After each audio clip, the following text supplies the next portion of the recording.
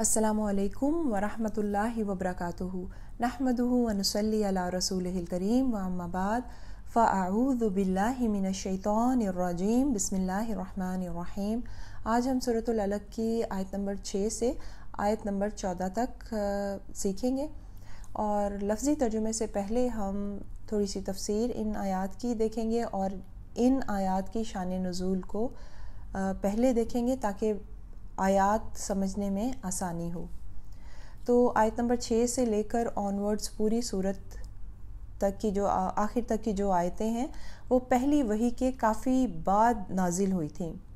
تو اس کی شان نزول میں ایک واقعہ ہے کہ ابو جہل کا واقعہ ہے کہ جب نبی محترم صلی اللہ علیہ وآلہ وسلم حرم میں خانہ کعبہ میں مقام ابراہیم کے پاس نماز پڑھ رہے تھے تو ابو جہل نے ان کو ٹوکا اور وہاں رکوع و سجود کے ساتھ نماز پڑھنے سے روکا، اور کہا کہ اگر انہوں نے دوبارہ حرم میں نماز پڑھی تو وہ اپنے پاؤں سے آپ صلی اللہ علیہ وآلہ وسلم کی گردن کو روند ڈالے گا معاذ اللہ۔ اس موقع پر پھر یہ آیات نازل ہوئی تھیں۔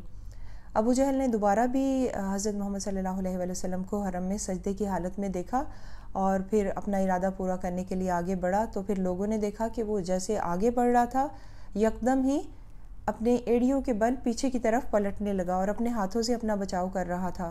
لوگوں نے ابو جہل سے پوچھا تو اس نے کہا کہ میرے اور محمد کے بیچ میں آگ کی خندق حائل ہو گئی تھی۔ آپ صلی اللہ علیہ وآلہ وسلم تک یہ بات پہنچی تو آپ صلی اللہ علیہ وآلہ وسلم نے فرمایا اگر وہ آگے بڑھتا تو فرشتے اس کو پکڑ لیتے اور اس کا ایک ایک عضو اچک لیتے، یعنی وہ مجھ پہ حملہ نہیں کر سکتا تھا۔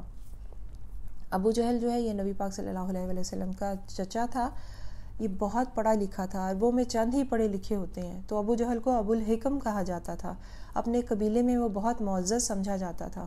تو یہ اپنے مال و دولت اور سرداری کی وجہ سے یہ اپنے آپ کو بڑا بے نیاز بے پرواہ سمجھتا تھا کہ مجھے کوئی نقصان نہیں پہنچا سکتا۔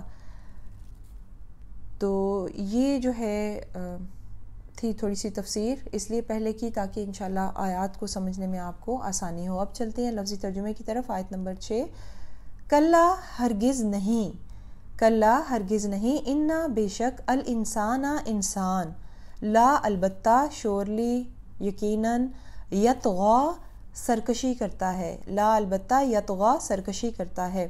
بامحاورہ ترجمہ، ہرگز نہیں، بے شک انسان سرکشی کرتا ہے۔ اب الفاظ کا جائزہ دیکھیے۔ کلا، کلا کا جو لفظ ہے یہ پیچھے والی چیز کی نفی کے لیے آتا ہے، یعنی پیچھے جو بھی بات ہو رہی تھی اس کی نفی کی جا رہی ہے۔ تو اب پہلی 5 آیات میں وہ کیا بات تھی؟ وہ بات تھی کہ جس اللہ نے اتنا کرم کیا ہے، انسان کو عدم سے وجود میں لے کر آیا ہے، اسے علم عطا کیا ہے، ہر طرح کی صلاحیت عطا کی ہے، تو ہرگز نہیں یہ انسان احسان نہیں مانتا اللہ کا، بلکہ سرکشی کا رویہ اختیار کرتا ہے، بجائے اس کے کہ شکر گزار ہو وہ نافرمانی کی روش اختیار کر لیتا ہے۔ الانسان جو ہے، انسان سے مراد یہاں پر ابو جہل ہے، اور اس کے بعد قیامت تک کا ہر وہ ایسا شخص، ہر انسان جو اس کے جیسی صفات کا مالک ہے، وہ سب اس میں شامل ہو جاتے ہیں۔ پھر لیطغی، یطغی کا مطلب ہے حد سے بڑھنا، سرکشی اس کا مطلب ہے، حد سے بڑھنا، لمٹ کراس کرنا۔ تو یعنی کا لفظ سنا ہے آپ نے، سمندر میں جب تو یعنی آ جاتی ہے، یعنی جب اس کی لہریں سرکش ہو جاتی ہیں۔ تو جب الفاظ مشکل ہونا تو اس سے ملتا جلتا اردو زبان میں کوئی لفظ ہو اس کے ساتھ لنک کر لیا کریں، تو پھر بہت آسان ہو جائے گا یاد رکھنے میں ہیلپ ہوگی۔ اگلی آیت کی طرف بڑھیں گے۔ ان، یہ کہ، رآ وہ دیکھتا ہے، ہو اس کو یعنی خود کو، رآ ہو وہ دیکھتا ہے خود کو، استغنا بے نیاز، غنی سے ہے یہ لفظ، غین نون یا روٹ لیٹرز ہیں اس کے۔ غنی کا مطلب ہوتا ہے بے نیاز، بے احتیاج، جو کسی کا محتاج نہ ہو، اسے دوسروں کی کوئی پرواہ نہ ہو، وہ دوسروں سے بے نیاز ہو۔ تو یہ غنی کی صفت جو ہے یہ صرف اللہ سبحانہ وتعالیٰ کے لیے ہے، انسان کے ساتھ یہ صفت سوٹ نہیں کرتی، کیونکہ انسان کیا ہے، انسان بے پرواہ نہیں ہو سکتا، اس کو رشتوں کی ضرورت ہے، اس کو کھانے کی ضرورت ہے، پینے کی ضرورت ہے، لباس کی ضرورت ہے، گھر کی ضرورت ہے، گھر بنانے کے لیے دوسروں کے تعاون کی ضرورت ہے، ہر ایک چیز کی اس کو ضرورت ہے، تو وہ بے پرواہ ہو نہیں سکتا۔ تو یہاں پہ آیت آئی نا کہ وہ خود کو بے نیاز دیکھتا ہے، ان رآہ استغنا، بامحاورہ ترجمہ ہے اس کا کہ وہ خود کو بے نیاز دیکھتا ہے۔ تو یہ آیت جو ہے یہ ابو جہل کے بارے میں ہی ہے، کیونکہ اس کے پاس مال و دولت سرداری تھی، تو اس کی وجہ سے وہ اپنے آپ کو بے نیاز بے پرواہ سمجھتا تھا۔ تو یہ والی جو ہے بات، یہ کب آتی ہے انسان کے اندر؟ بے پرواہ کب انسان اپنے آپ کو سمجھنے لگتا ہے؟ جب انسان کے پاس مال و دولت، علم آنے لگتا ہے، اور اس پہ ترا یہ کہ کوئی رینک بھی مل جائے، پھر تو وہ جامے سے باہر ہونے لگتا ہے۔ وہ سمجھتا ہے کہ ہر چیز وہ زور بازو سے کر سکتا ہے، اسے کسی کی ضرورت نہیں ہے۔ اکثر آپ نے لوگوں کو سنا ہوگا، میں تو بڑا سیلف میڈ ہوں۔ تو ایسی کوئی چیز نہیں ہے، دوسروں کے تعاون سے، اللہ کی مدد سے ہی سارے کام ہوتے ہیں۔ انسانی فطرت ہے کہ آپ نے دیکھا ہوگا ایگزامز ہوتے ہیں تو یہ انسان کیا کرتا ہے؟ لمبی لمبی دعائیں کرتا ہے، یا اللہ مجھے اچھے نمبروں سے پاس کر دینا، مجھے یہ رینک دے دے۔ کوئی بھی مشکل ہوتی ہے یا کوئی معاملہ ہوتا ہے یا پاس ہونا ہے، رینک ملنا ہے، تو دعا کرتا ہے۔ اور پھر جب وہ ڈاکٹر بن جاتا ہے، انجینئر بن جاتا ہے، سائنسدان بن جاتا ہے، تو کیا کہتا ہے؟ ایسے ہی تو نہیں نمبر لیے میں نے، ساری رات پڑھا تھا، بڑی محنت کی تھی، تب جا کے یہ رینک حاصل ہوا ہے۔ رب کا کوئی ذکر ہی نہیں ہوتا اس میں۔ تو اس میں اس کا کیا کمال ہے کہ وہ ڈاکٹر بن گیا، انجینئر بن گیا، سائنسدان بن گیا؟ اگر اس کے والدین ہی غریب ہوتے، فی افورڈ نہ کر سکتے، یا اس کے والدین ہوتے ہی نہ، یا اس کے پاس یادداشت اچھی نہ ہوتی، یا اس کو ٹیچرز اچھے نہ ملتے، یا وہ صلاحیتیں اس کے اندر نہ ہوتی، وہ آنکھوں سے دیکھ ہی نہ پاتا، وہ وقت، وہ حالات، وہ مواقع اسے فراہم نہ ہوتے، تو کیا وہ ڈاکٹر بن سکتا تھا؟ انجینئر، سائنسدان بن جاتا؟ نہیں، یہ اللہ کا کرم ہے۔ اگلی آیت کی طرف بڑھیں گے۔ انا بے شک الہ کی طرف، ربی کا آپ کے رب، ربی رب کا تیرے یا آپ کے، الہ کی طرف، ربی کا تیرے رب کی طرف، الرجع پلٹنا ہے۔ با محاورہ ترجمہ، بے شک اس کو اپنے رب کی طرف لوٹنا ہے یا پلٹنا ہے۔ لفظ دیکھیے، رجع، اس کا مطلب ہے پلٹنا یا لوٹنا، ایک جگہ سے نکل کر واپس وہیں جانا۔ اب اس جیسے جملے کی ادائیگی اس دنیا میں ہم بہت بار کرتے ہیں۔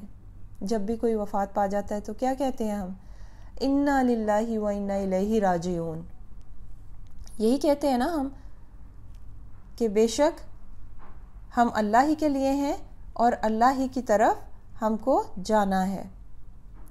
لیکن کہتے تو رہتے ہیں، دل اس دنیا میں اٹکائے بیٹھے ہوتے ہیں، مگر انسان کو یقین ہے کہ موت آئے گی، مگر اپنے مرنے کا یقین نہیں آتا۔ دوسروں کی فوتگیوں پہ جاتا ہے، اسے لگتا ہے کہ اچھا ہاں یہ تو مر گیا، لیکن اپنے مرنے کی طرف نہیں آتا کہ میں نے بھی مر جانا ہے۔ اس کو اتنا یقین نہیں آتا اتنی جلدی کہ میں اتنی جلدی مر جاؤں گا۔ لمبی لمبی امیدیں باندھ کر بیٹھا ہوتا ہے انسان کہ ابھی میرے بچے چھوٹے ہیں، بڑے ہوں گے، اسکول جائیں گے، کالج جائیں گے، یونیورسٹیاں جائیں گے، پھر ان کی شادیاں ہوں گی، پھر میں بوڑھا ہو جاؤں گا۔ تو پھر بھی نہیں چاہے گا، کہیں موت نہیں آئے گی اس کے سوچ میں۔ پھر وہ کہے گا کہ میں بڑھاپا عبادت میں گزاروں گا، یہ کروں گا، وہ کروں گا۔ تو یہ جو دنیا ہے نا، یہ مومن کے لیے قید خانہ ہے۔ جو لوگ نیک اعمال کرتے رہتے ہیں، اللہ کے دیدار کا شوق رکھتے ہیں، آخرت کے لیے وہ کوششیں کرتے ہیں، وہ موت کے تصور سے گھبراتے نہیں ہیں، موت کو محبوب رکھتے ہیں اور شہادت کی خواہش رکھتے ہیں۔ سورہ کہف کی لاسٹ آیت ہے 110، مفہوم ہے جس کا کہ جو کوئی امید رکھتا ہے اپنے رب سے ملاقات کی، بس اسے چاہیے کہ وہ نیک اعمال کرے اور اپنے رب کے ساتھ کسی ایک کو بھی شریک نہ کرے۔ بے شک ہم نے اپنے رب کی طرف جانا ہے، سو اس کی تیاری ابھی سے شروع کر دیں، کل کا پتہ نہیں ہے کہ زندگی ہے بھی یا نہیں۔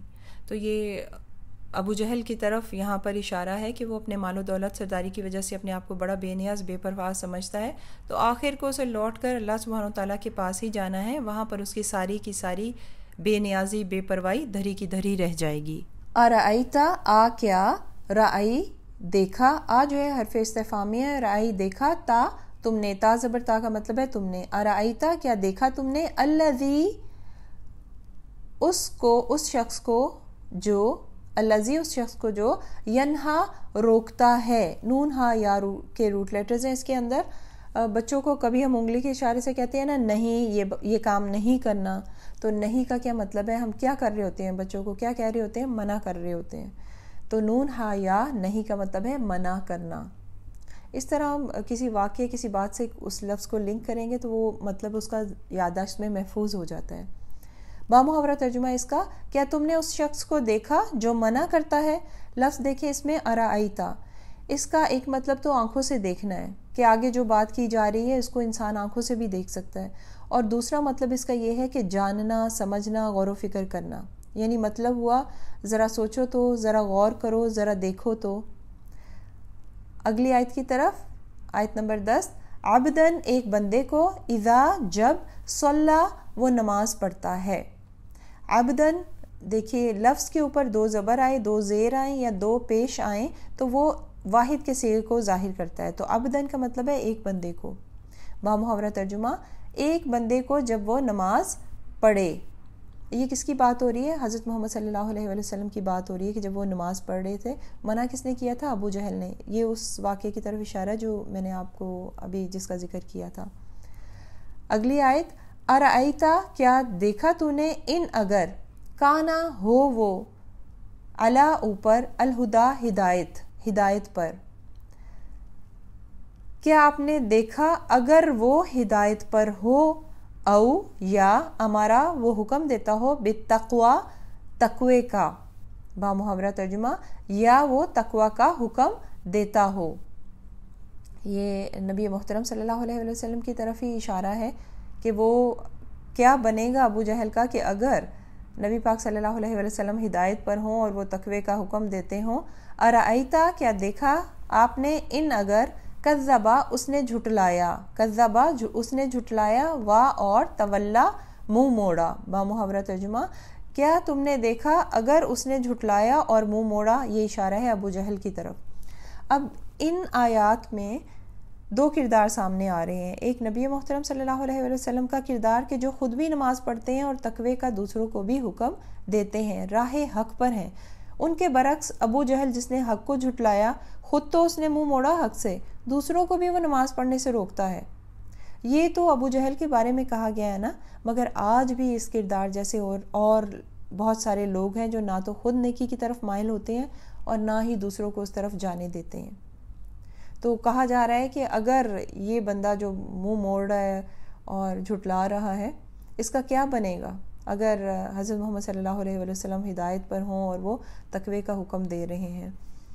अगली आयत, आ लम, आ क्या, लम नहीं, यालम वो जानता, बी अन्ना के बेशक, अल्लाह अल्लाह सुब्हानो ताला, यरा देखता है या उसे देख रहा है। बामुहावरा तर्जुमा, क्या वो नहीं जानता कि बेशक अल्लाह उसे देख रहा है।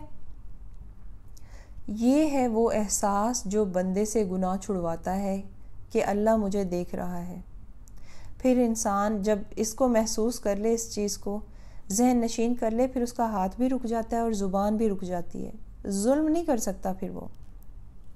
तो अब अबू जहल और उस जैसे सब लोगों को कहा जा रहा है कि क्या ये लोग जानते नहीं हैं कि अल्लाह सुब्हानो ताला उनके हर अमल, हर हरकत को देख रहा है।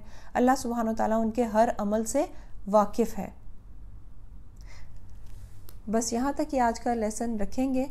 क्या आपने सीखा आज के लेसन में कि इंसान खाली हाथ ही दुनिया में आता है, खाली हाथ ही वापस लौट जाएगा। जब बच्चा पैदा होता है तो उसके कान में अजान दी जाती है और उम्र के जिस हिस्से में भी वो वफ़ात पा जाए उसकी नमाज जनाजा होती है। अजान हो और उधर से जमात खड़ी हो जाए नमाज के लिए, बस इतनी सी, ये जो बीच का वक्फ़ा है ना, बीच का अरसा, इतनी सी ज़िंदगी है। तो इस वक्त को ज़ाया ना होने दें। और ये जो दो आयात है ना आज आपने पढ़ी हैं, इन्ना इला रब्बिका रुजआ, कि बेशक तेरे रब की तरफ लौटना है, और अलम या अलम बी अन्नल्लाह यरा, कि क्या वो जानता नहीं है कि बेशक अल्लाह ताला उसे देखता है। इसको किसी पेपर पर लिख लीजिए मोटा मोटा करके, और जहाँ पे आपका ज़्यादा गुज़र होता है या किचन में ज़्यादा रहती हैं वहाँ पे इसको स्टिक कर लीजिए या बेडरूम में, ताकि नज़र पड़ती रहे और फिर हम आखिरत के लिए कोशिशें करते रहें। हमें याद रहे कि अल्लाह सुब्हानो ताला हर वक्त हमें देख रहा है और हमें पलट कर अल्लाह सुब्हानो ताला की ही तरफ जाना है।